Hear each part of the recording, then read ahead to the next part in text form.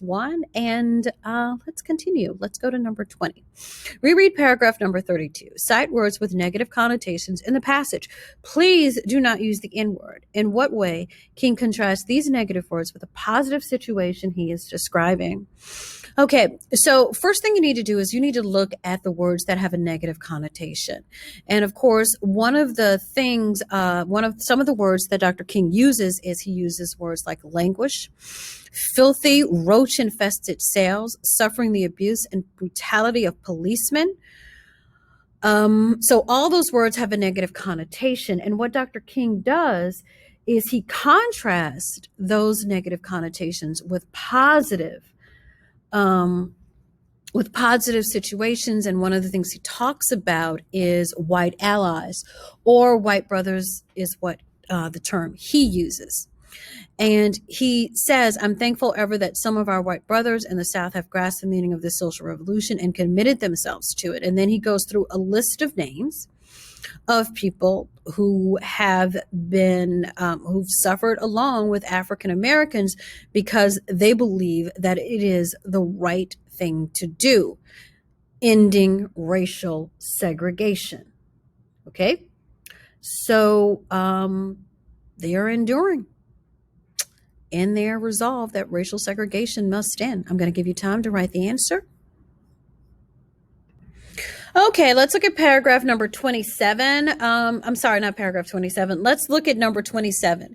Okay, reread paragraph 45. Cite words and ideas in this section of the text that echo earlier ideas in the letter, including King's stated reasons for being in Birmingham. Okay, so when we look at this paragraph, I'm going to go to the textbook and I'm going to go to paragraph number 45. And the things that Dr. King, and I highlighted several things here, in the sense they are conducting themselves rather nonviolently in public, and he's talking about police brutality and racist police officers who want to preserve the evil system of segregation. And of course, he mentions racist police officers and of course the racist police chiefs of Birmingham, which is Bull Connor and Chief Pritchett in Albany, Alabama. I have tried to make clear that it is wrong to use immoral means to attain moral ends, but now I must affirm that it is just as wrong, or perhaps even more so, to use moral means to preserve immoral means. They have used the moral means of nonviolence to maintain the immoral end of racial injustice. The last temptation is the greatest treason, to do the right deed for the wrong reasons. Now, that goes back to what Dr. King discussed in paragraph 16. If we go back to paragraph 16, let's go all the way back to paragraph 16. Dr. King in that paragraph was talking about unjust law. And unjust law is a human law that is rooted in eternal law and natural law. Any law that uplifts human personality is just. Any law that degrades human personality is unjust. All segregation statutes are unjust because segregation distorts the soul and damages the personality.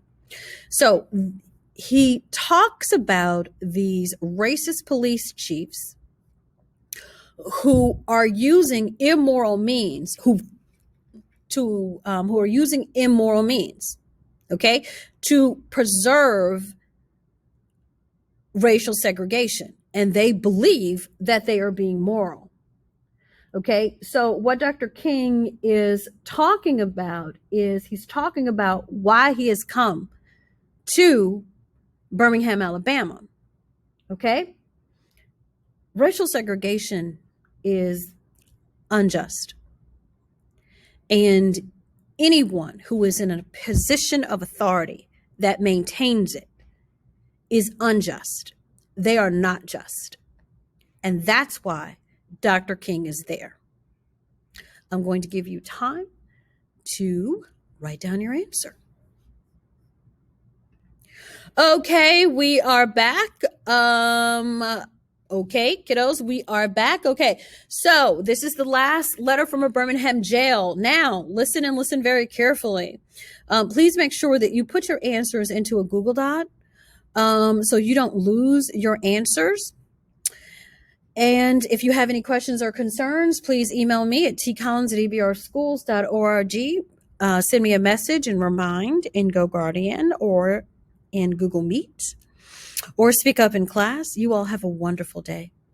Bye-bye.